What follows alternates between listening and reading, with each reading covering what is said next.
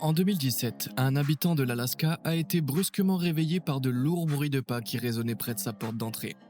Pris de panique, il est descendu en courant et est sorti sur son perron, et ce qu'il y a découvert était tout simplement incroyable. Mais il est loin d'être le seul à avoir vécu une rencontre totalement hallucinante juste devant chez lui. Alors ouvrez grand les yeux. Des plus étranges aux plus terrifiantes, préparez-vous à découvrir les choses les plus bizarres que des gens ont trouvées sur leur perron.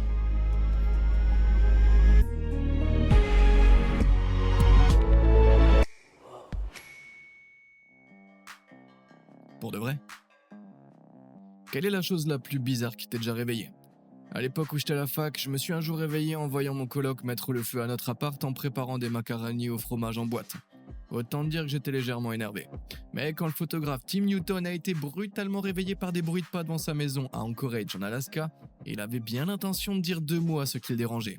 Tim s'est levé, s'est dirigé d'un pas hésitant vers la fenêtre, prêt à confronter les responsables. Sauf qu'en voyant qui c'était, il n'en croyait pas ses yeux. 2 petits félins se roulaient dans la neige sur sa terrasse. Trop mignon. Mais ce n'était pas de simples chatons, c'était des petits lynx. Voir un seul de ces félins sauvages est déjà extrêmement rare, alors en voir 2, c'est carrément exceptionnel. Et là, quelque chose d'encore plus incroyable s'est produit. 5 autres petits sont arrivés tranquillement, accompagnés de leur mère. Tim était complètement émerveillé. Au lieu de retourner se coucher comme prévu, il est sorti discrètement de sa chambre et s'est approché des portes donnant sur la terrasse pour mieux les observer.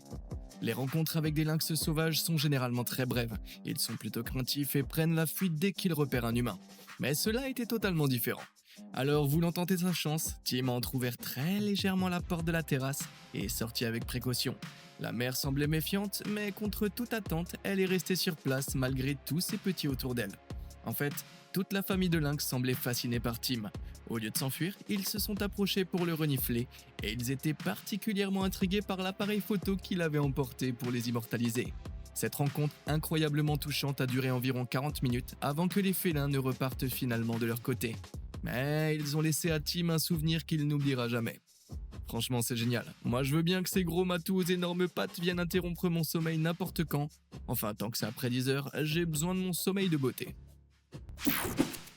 Les bandits des télévisions.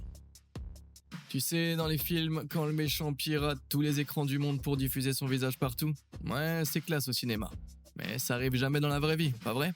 Enfin, pas exactement. Les habitants du comté de Henrico en Virginie ont vécu quelque chose d'à peu près aussi flippant. Un matin de 2019, ils se sont réveillés en découvrant de vieux téléviseurs à tube cathodique déposés devant leur porte pendant la nuit. Plus de 50 cartons étaient mystérieusement apparus, chacun soigneusement orienté vers une maison différente.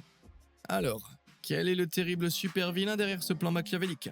Ne paniquez surtout pas, mais j'ai la confirmation que le bandit des télévisions a encore frappé. Le bandit des télévisions? C'est le criminel le plus maléfique à avoir terrorisé les banlieues de Virginie depuis... Oh, mais qu'est-ce que je raconte? Il n'y a aucun génie du mal derrière tout ça, juste un petit farceur inoffensif. Par contre, il faut reconnaître que son costume est franchement réussi. L'identité de cet astucieux plaisantin n'a jamais été révélée, mais il avait déjà fait exactement la même chose dans un quartier voisin un an plus tôt. Qui que ce soit, il prend vraiment son rôle très au sérieux. Moi, je veux juste savoir où il a trouvé autant de vieilles télé. Je crois que ma mamie avait exactement la même. Repose en paix, mamie, tu resteras toujours dans mon cœur. Une petite vieille, vraiment? J'ai déjà habité des sacrés taudis. Dans l'un d'eux, il faisait tellement froid que j'utilisais l'espèce de matière toute duveteuse qu'il y avait dans les murs comme couverture. Bon, ça m'a donné une toux terrible, mais malgré tous mes malheurs immobiliers, je n'ai jamais rien vécu d'aussi étrange que l'utilisatrice Reddit Short Dragonfly 8 et sa colocataire. À l'époque, elle louait un appartement au 2e étage d'une grande et vieille maison située dans un quartier plutôt malfamé. 2 escaliers menaient à leur appartement depuis une immense véranda qui faisait tout le tour de la maison. La colocataire de Short Dragonfly travaillait très souvent tard, mais un soir en rentrant, elle a remarqué quelque chose d'anormal. La lampe qui restait toujours allumée au-dessus de la véranda était éteinte. Pensant simplement que l'ampoule avait grillé, elle s'est dirigée vers les escaliers, mais soudain une voix grave et très masculine a retenti dans l'obscurité. Ne faites pas attention à moi, je suis juste une petite vieille. Je ne suis pas du tout là pour vous faire du mal. Ouais, c'est exactement ce que dirait quelqu'un qui veut te faire du mal, non? Terrorisée, la colocataire s'est mise à courir de l'autre côté de la maison, a emprunté le second escalier et s'est précipitée dans l'insécurité de son appartement. Mais pendant qu'elle courait, elle avait aperçu une grande silhouette sombre assise sur l'une des chaises devant la porte d'entrée. Nom d'un chien, les chances que ce soit réellement une petite vieille avec une voix d'homme baraqué sont à peu près aussi faibles que les chances qu'elle soit réellement inoffensive. Est-ce que cette personne avait dévissé l'ampoule pour rester cachée dans le noir? Et depuis combien de temps attendait-elle? Une fois qu'elle a repris ses esprits, la colocataire a appelé la police pour demander qu'une patrouille passe sur place, mais lorsque les agents sont arrivés, l'inconnu avait disparu. Forcément et flippant. Quoi qu'il en soit, le principal c'est que personne n'a été blessé. Excusez-moi, vous avez une minute pour parler de notre Seigneur et Sauveur de la connaissance perdue, Monsieur Truc de Fou? Il vous suffit d'un instant pour cliquer sur les boutons j'aime et s'abonner afin d'être accepté dans le royaume du contenu. Excellent choix, maintenant reprenons la vidéo. Le guépard de Cambridge. Mon dieu, j'adore faire du vélo. Dévaler la route à toute vitesse, le vent dans les cheveux et y a rien de mieux. Mais Toby Taylor, un garçon de 9 ans originaire du Cambridgeshire en Angleterre, y réfléchira peut-être à 2 fois avant de remonter sur un vélo. Un jour, alors qu'il rentrait chez lui, il a soudain aperçu un guépard dans son jardin. Ah, et t'as bien entendu, et l'animal a foncé droit sur lui. Les gars, aucune chance que Toby puisse distancer cette bête à coups de pédale. Les guépards sont des animaux terrestres les plus rapides du monde, capables d'atteindre près de 113 km/h. Les gars, au moment précis où le félin a bondi, Tommy a abandonné son vélo et s'est mis à courir vers sa maison aussi vite que possible. Le vélo a été réduit en pièces en quelques secondes, mais il lui a offert juste assez de temps pour rentrer chez lui et claquer la porte derrière lui. Mais attendez, les guépards, ça vit pas en Angleterre. Qu'est-ce qui se passait ? Eh bien, celui-là, non loin de chez Toby, les soigneurs du zoo de Hamerton s'étaient aperçus que l'un de leurs grands félins, Akia, s'était fait la malle. À cause d'une panne de la clôture électrique de son enclos, Akia avait réussi à s'échapper à la recherche de nourriture. Après avoir dégusté un repas peu satisfaisant composé de 2 roux en guise d'entrée et de plat principal, Akia était désormais assis au milieu du jardin de Toby, en fixant la maison avec un air affamé. Ouais, heureusement, les soigneurs sont arrivés une vingtaine de minutes plus tard pour récupérer leur pensionnaire ultra rapide et tout s'est bien terminé. N'empêche, quelle histoire complètement folle. Peu de gens peuvent dire qu'ils ont battu un guépard à la course. Attends, ça veut dire qu'un garçon de 9 ans est officiellement devenu l'animal terrestre le plus rapide de tous les temps ? Le fantôme du restaurant Poogan's Porch. Bon, techniquement, cette histoire ne s'est pas déroulée sur un perron, mais elle s'est bien passée dans un restaurant appelé Poogan's Porch. Et elle est tellement dingue que je pouvais pas t'en parler. Ce restaurant situé à Charleston, en Caroline du Sud, sert de la nourriture et des boissons comme n'importe quel autre, sauf que beaucoup de clients ne viennent pas pour manger. Ils viennent voir l'une des habituées, Zoé Saint-Amand. D'accord, qu'est-ce qu'elle a de si spécial ? Elle fait des saltos arrière ? Bah, pas exactement. Zoé Saint-Amand est un fantôme. Avant que Poogan's Porch ne devienne un restaurant, Zoé vivait avec sa sœur Elisabeth. Elles étaient inséparables, faisaient absolument tout ensemble et ne recherchaient pas vraiment la compagnie des autres. Malheureusement, Elisabeth est décédée en 1945. Zoé a été anéantie et s'est refermée sur elle-même, à mesure que son état mental se dégradait. Puis un soir, elle a quitté la maison en courant dans la rue tout en hurlant le nom de sa sœur. À la suite de cet épisode, elle a été placée dans un établissement spécialisé et est décédée peu de temps après. Mais l'histoire est loin de s'arrêter là. Lorsque la maison est devenue un restaurant vers 1976, les phénomènes totalement inexplicables ont commencé à s'y produire. Un soir, le propriétaire fermait seul le restaurant lorsqu'un tabouret en bois est tombé au sol tout seul. Puis la porte s'est mise à sourire violemment avant de claquer sans arrêt. Oh bordel.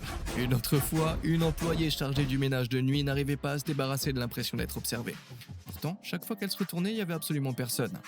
Puis, alors qu'elle nettoyait un miroir, elle a vu quelque chose d'horrible. Au lieu de son propre reflet, elle voyait le visage d'une femme portant des lunettes à monture métallique. Aussi vite que ce visage fantomatique était apparu, il s'est volatilisé. Le plus étrange est arrivé lorsqu'un groupe d'amateurs de chasse aux fantômes est venu dîner au restaurant. Pendant le repas, l'une des clientes a ouvert une application de détection d'activité paranormale sur son téléphone.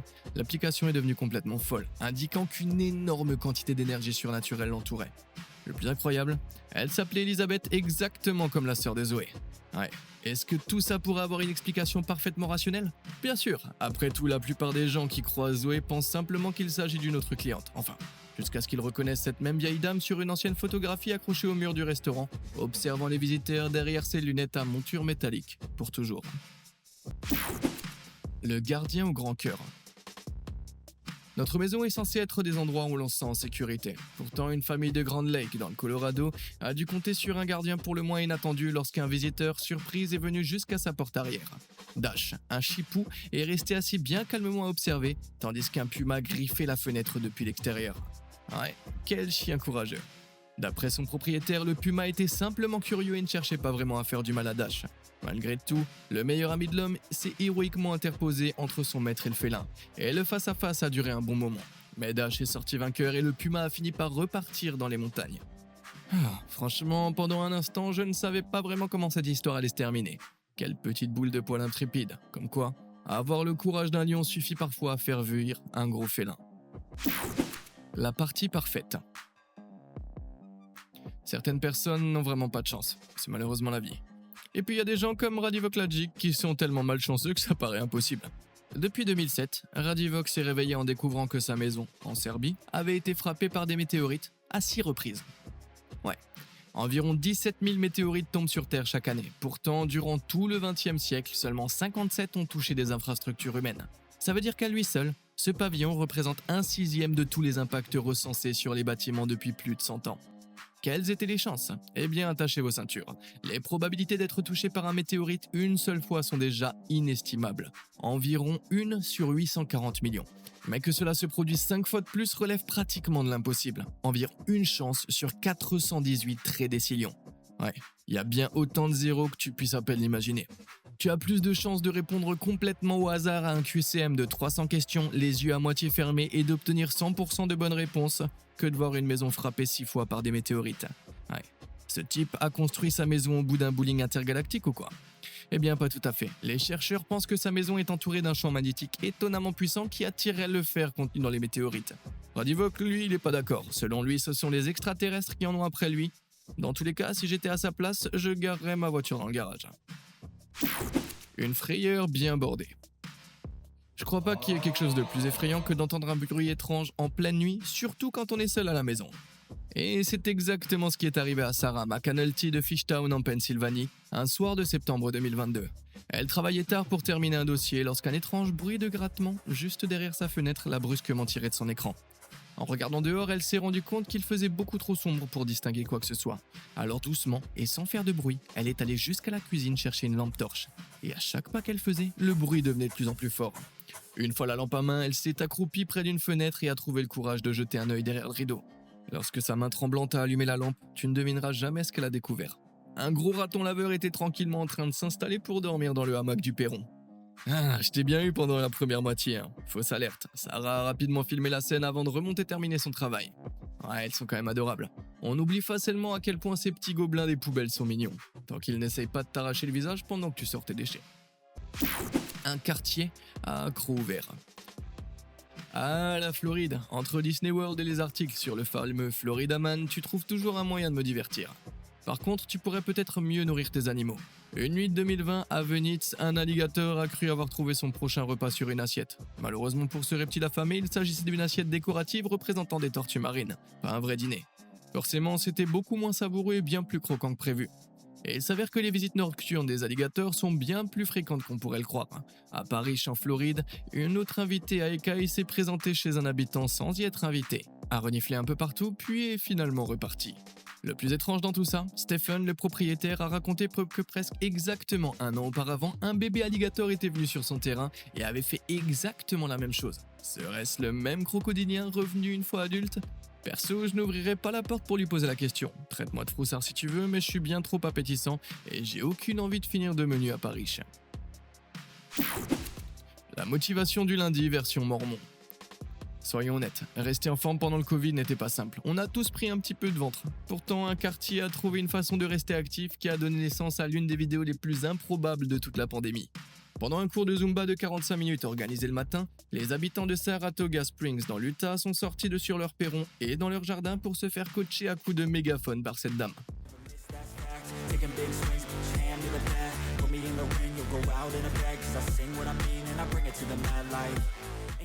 Franchement, bravo à eux d'avoir réussi à créer un esprit de communauté pendant une période aussi compliquée. Mais là, j'ai plus de questions que de réponses. Pourquoi il y a un énorme trou au milieu du terrain? Ils ont jamais entendu parler des clôtures? Et pourquoi ce gamin déguisé en Woody de Toy Story est coincé à une fenêtre à l'étage? Est-ce qu'il a besoin d'eau? T'imagines si ton réveil pendant toute la pandémie c'était tout le quartier en train de danser la Zumba version mormone? Non merci, je crois que je préfère encore rester sous la couette. Nom d'une trouille. Je suis vraiment pas du matin. Avant 10h30, je suis absolument insupportable. Alors si quelqu'un venait à me réveiller comme ce type à Peterhead en Écosse, ça finirait probablement très mal. Quand Anastasia Kurnevica a été réveillée par sa sonnette, la dernière chose qu'elle s'attendait à voir, c'était un parfait inconnu en train de regarder par la fenêtre de sa chambre. Ouais, après avoir appelé la police, Anna a discrètement filmé cet individu inquiétant qui espionnait en dépassant de l'angle de son immeuble. Comme si ce n'était pas déjà assez bizarre, au moment où elle pensait qu'il était parti, il est réapparu encore plus près de sa fenêtre. À sa place, je dormirai avec une batte de baseball comme doudou à partir de ce jour-là. Heureusement, la police est arrivée, a arrêté l'homme et Anna s'en est sortie indemne. Mais si tu veux voir quelqu'un passer encore plus près de la catastrophe, regarde cette vidéo publiée sur Reddit. Le propriétaire s'est réveillé à 5h du mat après avoir reçu une notification de sa sonnette connectée. En consultant les images, il est tombé sur ça.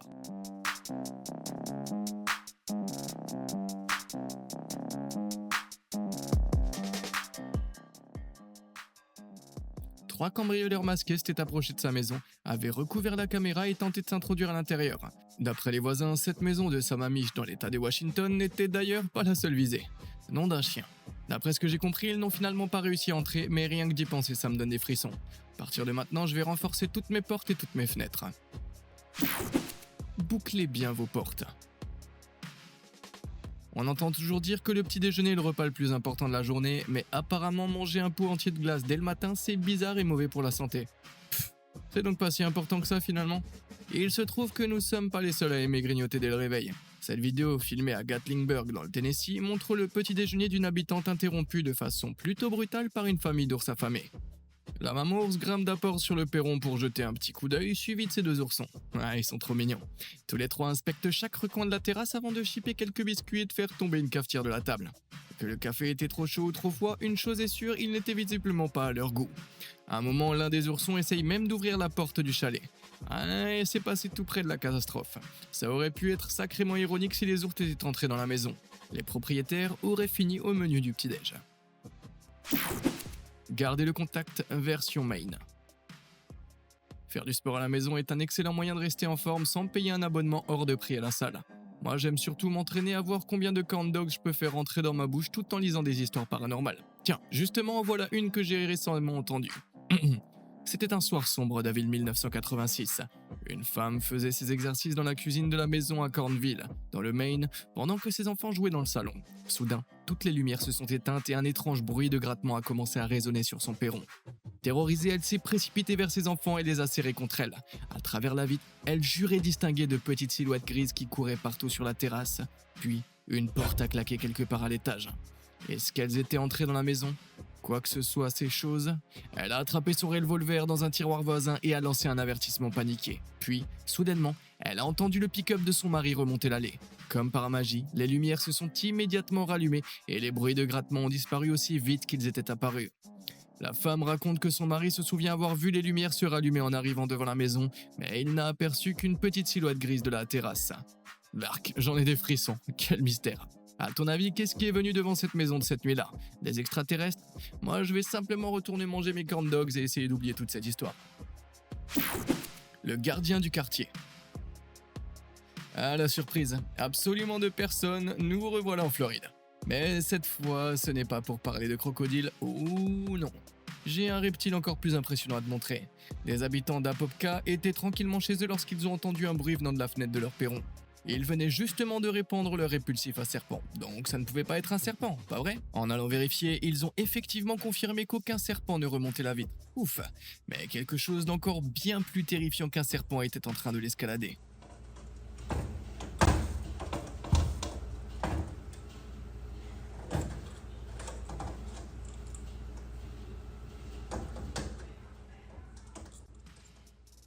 C'est quoi ce truc ? Godzilla ? Pas tout à fait. Il s'agit d'un varan et certains peuvent atteindre près de 3 mètres de long. Mais leur taille n'est même pas ce qu'il y a de plus effrayant. Ils sont aussi venimeux et possèdent une morsure extrêmement puissante. Si l'un d'eux t'attrape avec ses mâchoires, tu vas passer un très mauvais moment. Et même si leur venin n'est pas particulièrement puissant, leur bouche contient suffisamment de bactéries pour provoquer une sacrée infection. En clair, c'est vraiment pas le genre de bestiole que tu veux voir gratter à ta fenêtre. Le plus étrange, c'est que ces animaux ne sont même pas originaires de Floride, nom d'un chien. Alors comment c'est arrivé là ? Eh bien, il s'agit très probablement de l'animal de compagnie de quelqu'un qui s'est échappé. Ouais, certaines personnes élèvent vraiment ces monstres comme animaux domestiques. D'accord, bon, c'est vrai que j'aimerais bien avoir un énorme reptile dangereux à lâcher sur mes ennemis, mais j'ai déjà ma petite sœur, donc c'est ok. Le sonneur au nez rouge. Et y a pas beaucoup de choses qui me font peur, juste les trucs habituels. Les insectes, les ours, les chauves-souris, les bagels, les nombrils, les araignées, les océans, les rivières et les vêtements. Ah, et les clowns. Je déteste les clowns. Si quelqu'un se pointe chez moi déguisé en Pennywise, j'incendie la baraque. Malheureusement, certains abrutis trouvent toujours ça drôle d'enfiler un masque de clown terrifiant pour aller rôder devant les portes des gens au beau milieu de la nuit.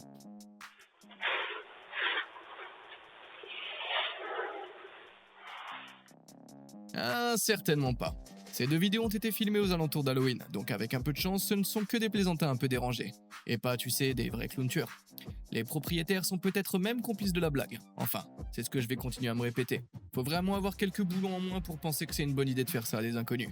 Mais ça n'empêche pas certains de le faire. Ailleurs, une personne déguisée en Sam, le personnage du film d'horreur Trick or Treat, s'est approché de la maison d'une inconnue, sucette emblématique à la main avant de fixer la caméra tout droit dans les yeux. Ouais, ça fout les jetons.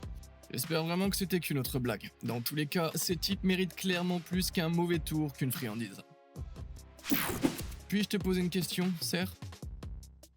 Mes parents étaient de vrais rabat-joie et ne m'ont jamais laissé faire la tournée d'Halloween, mais ça m'empêchait pas d'adorer regarder les déguisements des autres. Le meilleur que j'ai jamais vu était à Estes Park dans le Colorado, où un petit génie avait fabriqué un costume de wapiti incroyablement réaliste.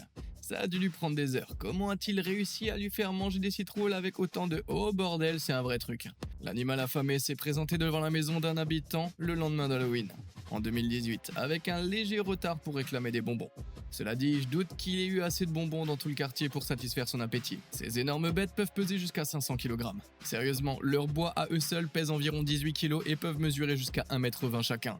Et ils ne servent pas uniquement à accrocher tes décorations d'Halloween. Les wapitis peuvent être extrêmement agressifs et chargés sans le moindre avertissement. Heureusement pour le propriétaire, celui-ci semblait bien trop occupé à dévorer sa citrouille d'Halloween pour s'intéresser à la porte qui s'ouvrait. Après tout, on a tous le droit à une petite gourmandise pendant la saison d'Halloween. Si t'es pas d'accord, essaye donc d'expliquer ça aux wapitis. Et bonne chance pour pas finir embroché au passage. Eh bien, c'est déjà la fin de la vidéo. Quel dommage. Laquelle de ces incroyables rencontres sur le perron t'a le plus marqué? Dis-le moi dans les commentaires ci-dessous et comme d'habitude et jusqu'à la prochaine fois, merci de nous avoir suivis.